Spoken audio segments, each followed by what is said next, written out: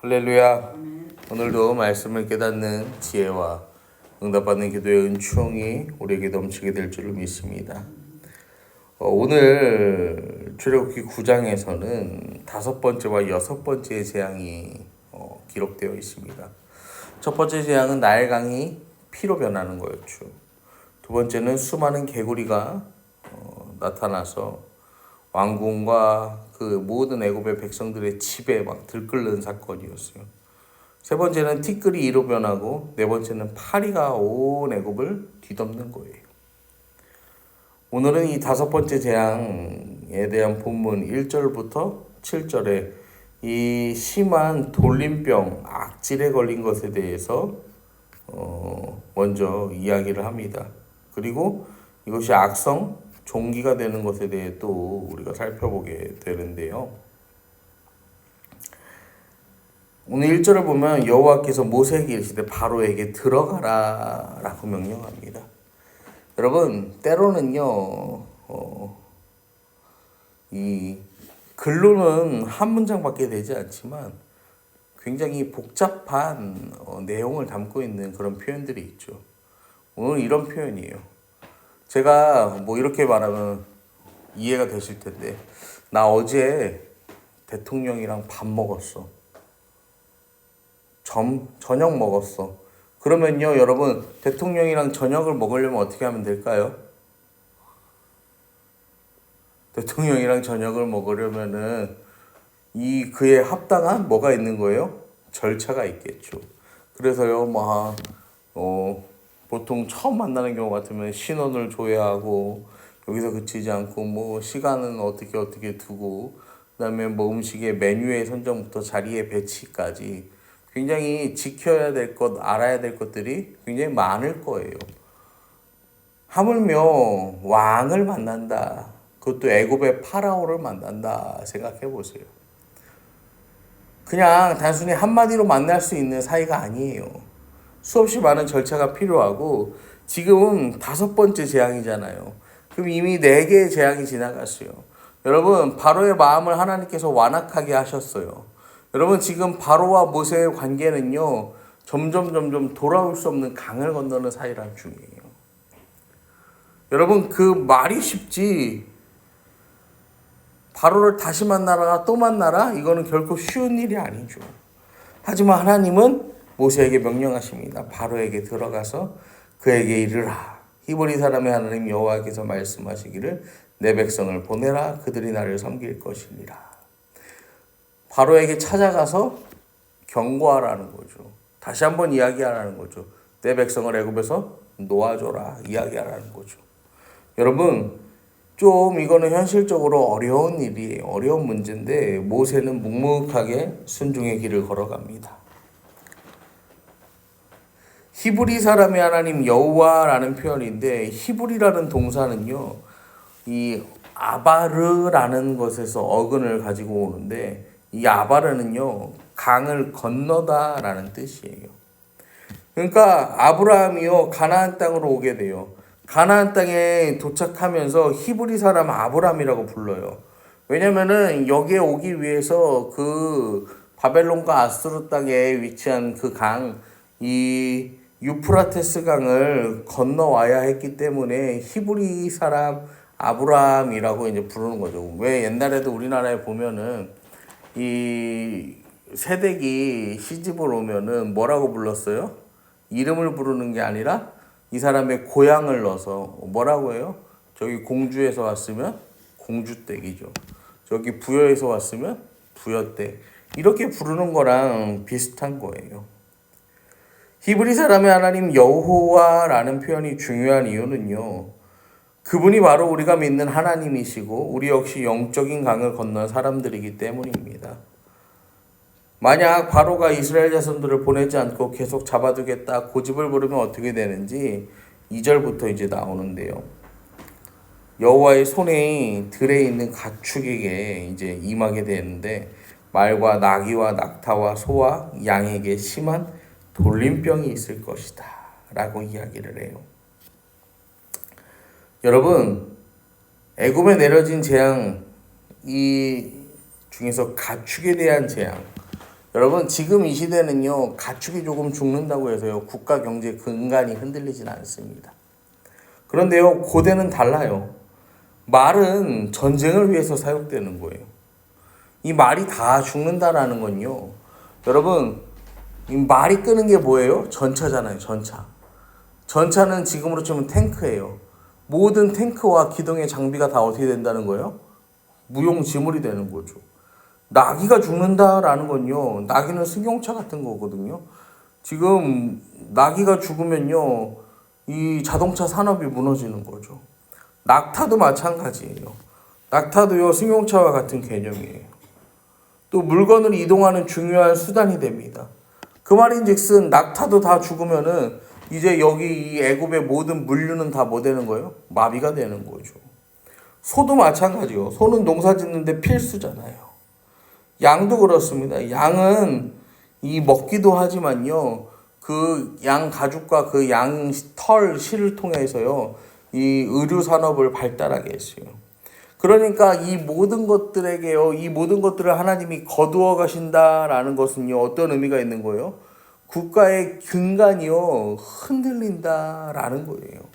나라를 통째로 흔드는 재앙이 5번째 재앙으로 임하게 되는 거예요. 여러분 앞에 이미 4번의 재앙이 있었고 하나님께서 5번째 재앙을 이야기하세요. 그런데요 정말로 바로는요 이걸 듣고도요 하나님께서 그 마음을 완악하게 하심으로 말미암아서 듣지 않아요. 결국 그 다음날 이 모든 것이 이루어집니다. 그런데요 애굽의 모든 것은 그렇게 말씀대로요 다 어떻게 됩니까? 죽어요. 그런데 이스라엘 가축은 하나도 죽지 않아요. 그걸 눈으로 보면서도 바로의 마음은 완악하여서 이스라엘 백성들을 내보내지 않는다라는 거예요. 6번째 재앙입니다. 8절부터 보시면요.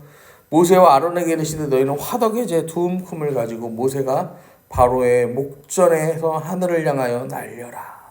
그리고 그 제가 애굽 온 땅에 티끌이 되어 애굽 온 땅의 사람들 짐승에게부터 악성 종기가 생기리라 이야기를 하죠. 이 화덕은요 벽돌을 굽는 아궁이를 의미합니다. 그러니까 지금 이스라엘 백성들이요 이 뭐를 하느라 이 벽돌을 만들고 국고성을 건축하느라 굉장히 이 힘든 상태란 말이에요. 그런데 그 노역의 대표적인 장소 거기서요 화덕의 재를 가지고요 악성 종기를 만들어내는 기적을 하나님께서 보이시는 거죠.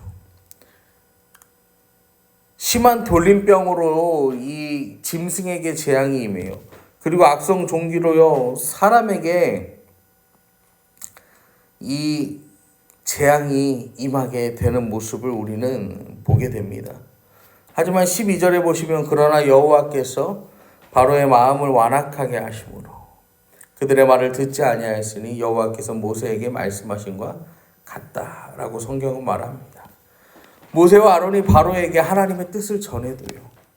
재앙을 예고해도 바로가 그들의 말을 듣지 않고 이걸 눈으로 보면서도요. 삶으로 경험하면서도요. 거부하는 이유가 뭐라는 거예요? 하나님께서 바로의 마음을 완악하게 하셨다라는 거예요. 여러분 이거는요. 하나님이요. 바로의 마음을요. 너 나쁜 마음 먹어. 그러고 바로의 마음의 스위치를 돌렸다라는 뜻이 아니에요. 완악하게 하셨다라는 건요. 그냥 바로를 내버려 두셨다라는 거예요. 여러분 하나님께서 바로를요. 버리셨다라는 뜻이에요. 우리 삶에서요. 우리가요. 완악한 마음을 품지 않고 하나님 뜻에 어긋나지 않게 살아가는 하나의 이 최소한의 이 안전의 장치가 있어요. 그게 뭐냐면요. 하나님께서 우리에게 주시는 그 마음이에요. 여러분 우리가 뭘 하면서요. 마음에 찔림이 있고요. 무엇을 하면서요. 마음에 무언가 다른 어떤 이 양심의 어떤 가책 이런 표현이 맞을지는 모르겠는데요. 여러분 그런 것들이 든다면요. 이거는요. 하나님께서 뭐 하시는 거예요? 내버려 두지 않으시는 거죠.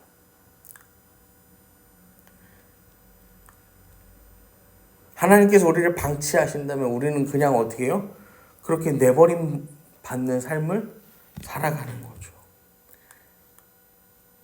여러분, 지금 6가지의 재앙이 나타났어요. 앞으로 4가지의 재앙이 더 남았어요. 이 모두가 바로 왕 때문이에요.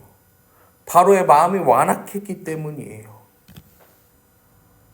하나님을 바라보지 않고 하나님을 믿지 않으니까요. 그 마음이 점점 더 완악해져 갔다라는 것입니다. 여러분, 베드로도 어땠어요? 그 마음이 완악했죠. 하지만 그 닭 울음소리를 통해서 주의 말씀을 기억했을 때 베드로의 인생은 변화되었습니다. 주님이 나타나셔서요, 그에게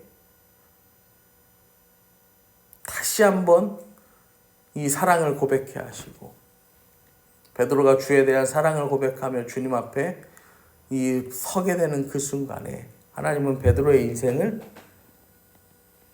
새롭게 바꿔 나가시잖아요. 여러분, 하나님을 바라보냐? 하나님을 바라보지 않느냐? 하나님을 바라봤다라면, 하나님을 믿었더라면 애굽에는 10가지 재앙이 없었을 거예요. 하지만 하나님 바라보지 않음으로 말미암아서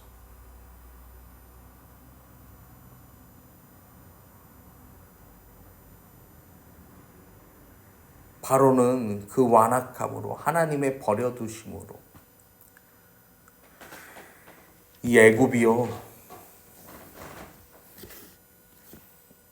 더 이상 이 발달하지 못하고 이 쇠퇴의 길을 걷게 하는데 일조하는 그런 역사적으로도 또 성경적으로도 의미 있는 그런 바로가 되게 되는 것입니다.